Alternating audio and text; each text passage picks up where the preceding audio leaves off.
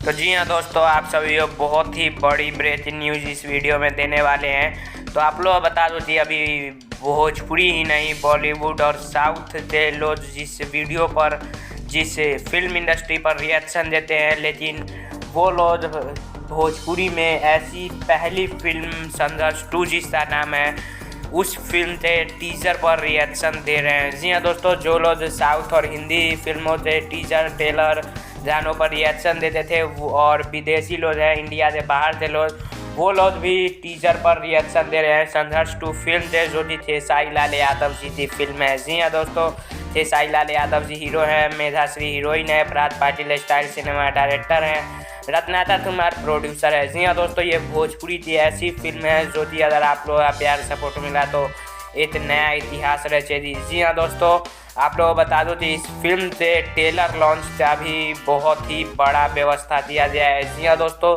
आप लोगों को बता दो कि इस फिल्म का ट्रेलर खेसारी लाल यादव और संघर्ष 2 की पूरी टीम एरोप्लेन से लॉन्च करेगी। जी हाँ दोस्तों, तो आपको कैसा लगा सुनते कमेंट में ज़रूर बताइए। जय हिंद।